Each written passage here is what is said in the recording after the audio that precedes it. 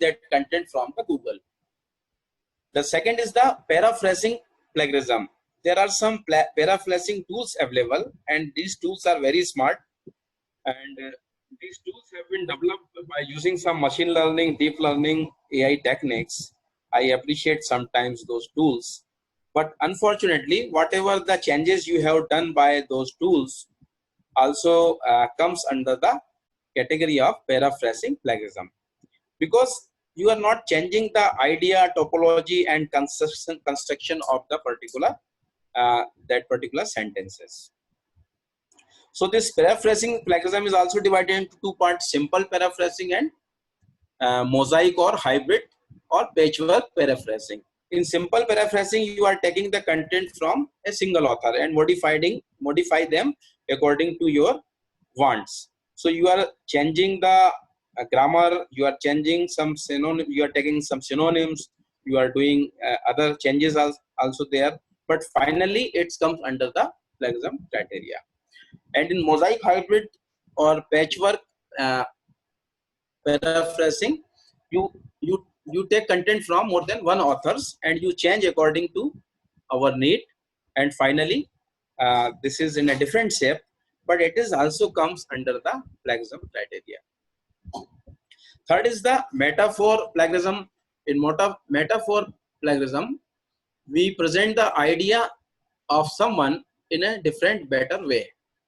Means sometimes we have done so many things during the COVID also, and those were the idea adopted by different countries, and India also has taken those idea into consideration. So someone's idea polished by you cannot be your idea. You have to develop a new idea. Then idea plagiarism is clear-cut copying the idea of someone's, right? Then self-recycle plagiarism. This is also several times. In some paper, they change the plagiarism, they change the English and reduce the plagiarism, and publish a paper of 4 to 6 pages in a conference. And after sometimes they publish the paper into the journal with improving the length of the paper, but simultaneously the idea is same, and sometimes they use the similar content also without checking the plagiarism. But self-plagiarism is also a crime in the publication. You cannot publish your own work.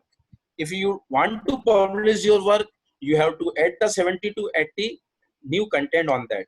Then only 15 to 20% plagiarism is allowed. Then 404 error or illegitimate source plagiarism. You have taken something from somewhere and you are giving the citation and reference to the person or the author which is not existing in the literature.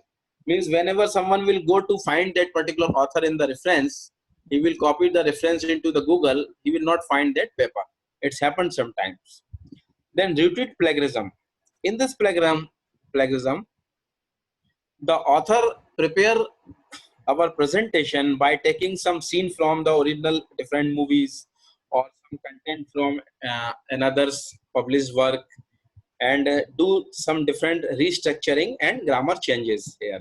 But ultimately, that content comes under the retweet plagiarism. So I have discussed about so many things regarding the plagiarism, and you are thinking that whatever you have done in your life all comes under the plagiarism, but it is not true, because we are giving citation and acknowledgement and the references to the others. So it will not come under the category of plagiarism. And in future we have to protect ourselves for the cyber war, because in future this is the time of the pandemic situation, and this is also like a third world war in different terms, and the fourth world war will be in terms of the cyber attack or the content available on the internet. People will claim that how much amount of the content you have copied in India and in other countries, so that will be war between the academician and researchers. So we should avoid all that things. So other characterization of the plagiarism is on the basis of the classification is there on the basis of literals. So there are two types of classifications on the basis of literal and intelligent plagiarism. In the literal plagiarism consists of paraphrasing, self-recycle, and repeat plagiarism. Means now the techniques for the plagiarism means the procedure of the plagiarism has been divided into categories. So in literal plagiarism, these things comes into the picture, and the other form of plagiarism can be considered as the intelligent type of plagiarism. This is the most prominently used this time because people intelligently changes the content. So we can see another way that in intrinsic plagiarism detection methods, the paraphrasing, idea, and mosaic extract textual plagiarism and comes into this picture, and the external plagiarism detection methods can detect the clone, metaphor, retweet, and other possible plagiarism like self plagiarism and the error 404. And in the recent development, we can see that the very prominent between these two types of, in recent development, you can see that the every detection tool is comprises all the detection, uh, all the types of the plagiarism detections. Another example I am showing here about the most important source code plagiarism. So here you can see there are two programs. In one program, the original program is there where simply we have taken the sum of two numbers.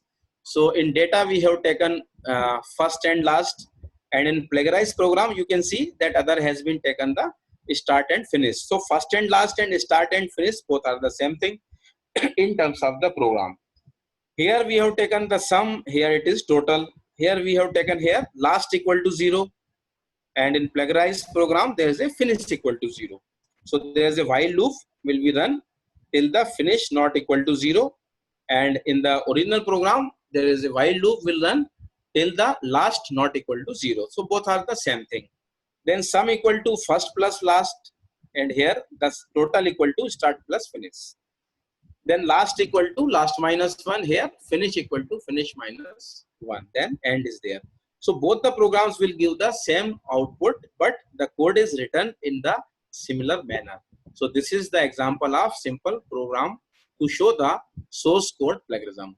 And dear friend, this is the time to be aware about this source code plagiarism, because we are dealing with the age of the product development, and here we are going for the patenting the things, and in the patent their code, your code must be must be unique, because a unique code will drive a hardware in different way only.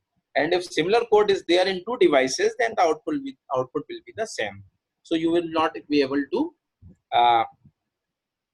get the patent on that particular product. So the source code plagiarism further divided in 4 subtypes, and first is the manipulation from the vicinity plagiarism. Here a developer manipulates a program by just inserting something in the program, deleting some codes from the program, and substituting some codes into the program, an existing program with or without acknowledgement of the original source. So in a program, you can, if you want add something in this program, some 1 or 2 line, even then the 80% code has been used from somewhere else. So you should give proper acknowledgement to that person before using the code. The second is the rearranging the plagiarism. In this type, the developer reorder the statement or functions of a program. Means the functions used in a whole program, you just reordering the function. So reordering the structure plagiarism comes into this category. And in these types of function, a program use different syntax in the newly generated program, and never give the acknowledgement or citation to the original code owner. Third is the no change plagiarism. Here, as it is the similar code used by the author or the developer.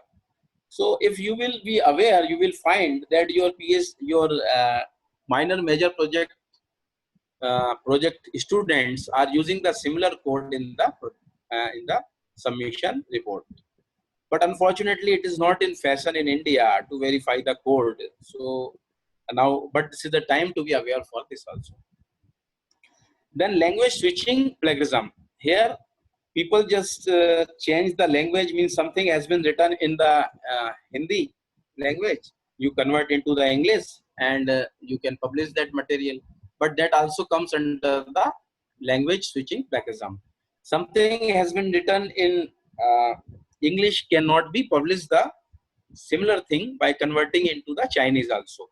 So one movie is there recently, you have seen in the news, the movie Parasite got the Oscar prize this time for the best movie, and this South Korean movie was the copied from the Indian Canada movie. The hero was Vijay, and the movie was uh, Minsara Kana.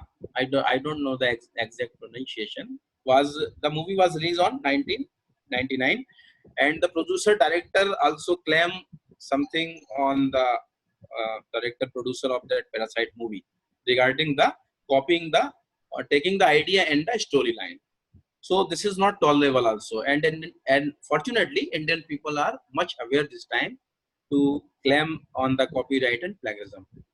So all the method discussed above has been summarized here, which we can see these things we have discussed in previous slides. Now let's come to discuss about the plagiarism detection. So plagiarism detection, before developing the plagiarism detection tools, let us discuss about the methods used for the plagiarism detection. So different natural.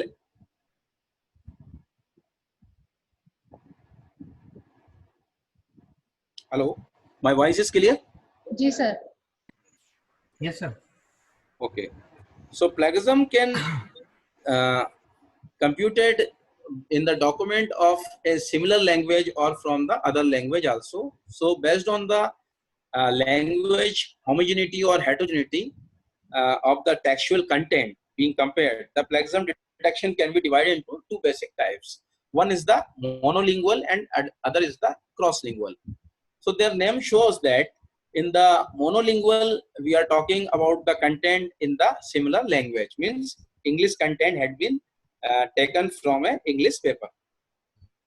And in the,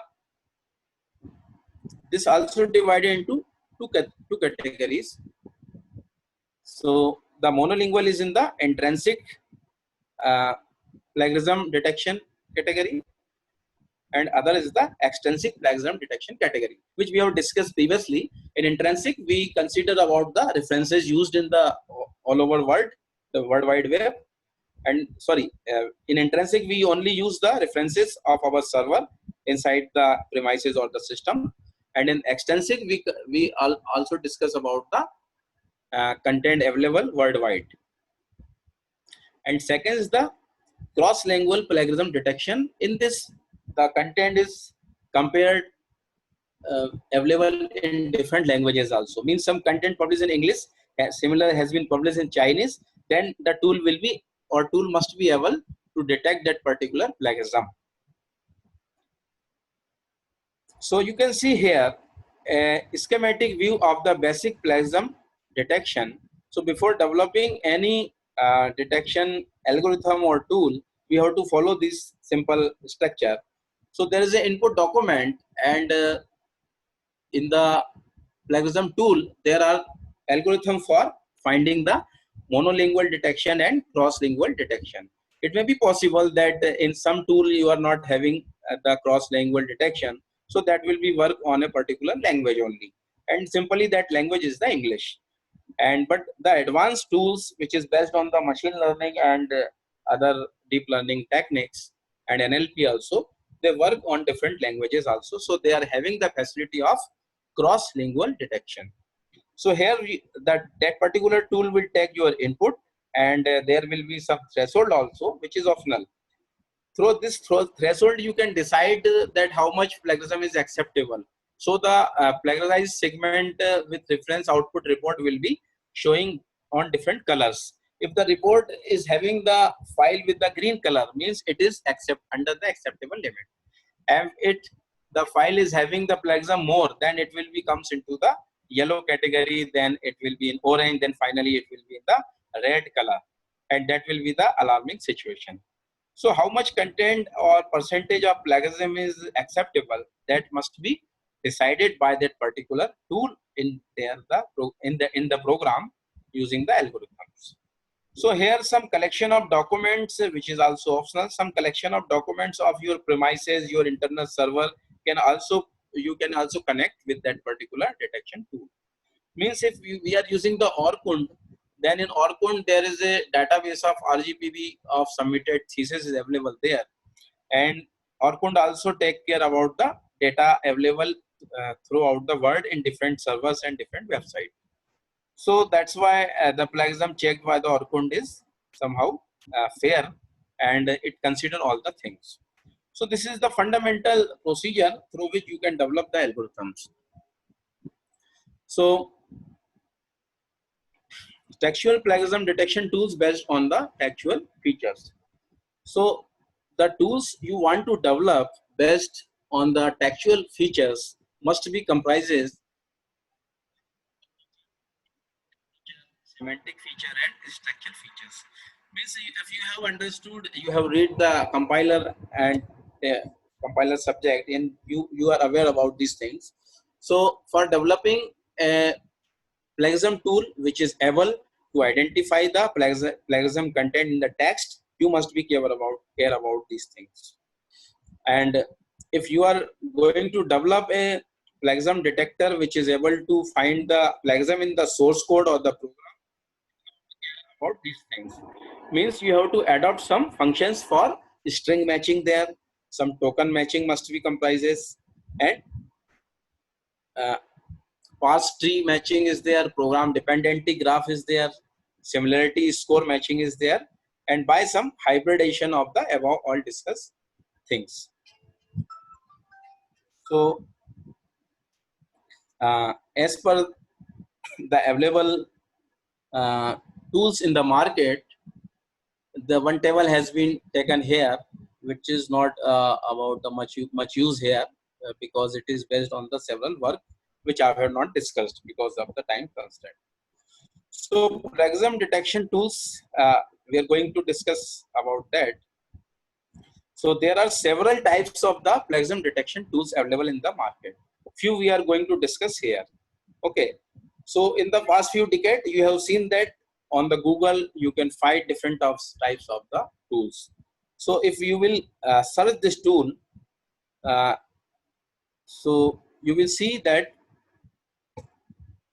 this tool is able to compare the content based on the assignment. So this assignment tool is available in the Google, and you can use. You can see that its database, it has been it compare your content with the billions of documents available on different website, and also it compare the Scholastic data set like ProQuest, FindArtix, and Papermills also. Another is the DocoCoco. This is also another tool you can see in the Google, and this tool also compare your content based on the Google API also, apart from the other online server and websites available. Then Orkund is the mostly used software in the academic community, and I have discussed about this, that RGPB also has provided this tool to different colleges for checking the plagiarism of the thesis. So in this type of the uh, tool, the 300 different types of document submissions can be done at a time. Then Copycat is also another tool there available, and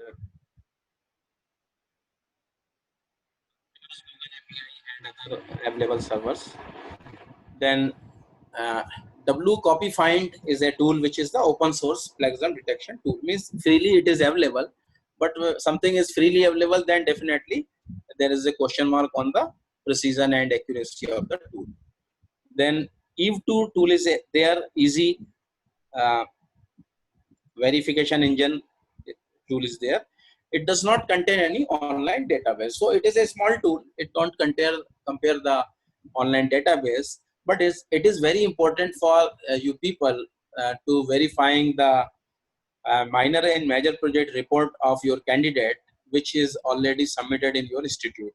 Means you can save the soft copy of the projects on a server, and after using this tool, the new submissions, minor major project report will be compared with that particular database. So you can find easily the plagiarism is there or not. Then GPSP, the GLAD plagiarism screening tool is available there. So it worked locally, and it asks the author to go through a text by the filling the blanks. So it is for the testing of the author also. This is very good tools used in some European countries also. So this is developed for the teachers, and it cannot detect the source code. So it takes some input from the teachers, and according to those input, he verify that the submitted document is written by that particular teacher or not. So for teacher, everything is everybody is working. There are some constant everywhere for the teachers also. And so we must be very much aware about these things. The most important software here for the catching the plagiarism in the source code is the MOS, a measure of software similarity. It is very much useful because it is having the application. It is able to detect the plagiarism in different types of languages like C, C++, Java, and Pascal, and some machine learning algorithm, machine learning based coding can also be captured by this plagiarism tool. So it is widely used for checking the copied material from the software. Then JPEG is another tool. It is there from since 1997, and it can also check the content copied in a Java or C or C++ languages. Copyscape is also there. It also use the content of some online website to verify that your data has been copied or not, and it is freely also available, and its premium version also there. So up to the some extent you can use the free version, then you have to purchase it. So there must be a limit. Then DocCop is also another plagiarism tool. It displays the correct correlation and matches between the documents and the web. Means it work on the correlation and matches basis, and it find that the data is copied or not. Then Ephorus is widely used tool in European countries, and this tool is very much efficient for finding the plagiarism also, finding the plagiarism. So European universities and organizations use this tool, and this is a purchase tool, and the search engine here used having compare your document with the millions of the other document available on the websites.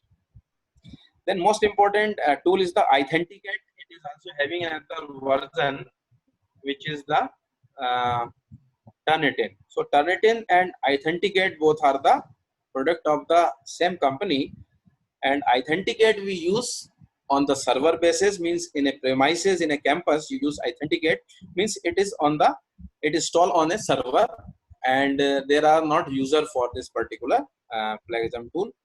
But for the Turnitin there are number of users, and RGPB is also using this Turnitin, and it can also provide to different institutes also, and on the basis of given ID and password to a different faculty, you can verify, you can check your plagiarism of your data. So plagiarism detector is also there. It is free service, freely available tool. You can also use this tool, but in the free there are some constant also. So other tools are also here. If required, we can discuss. So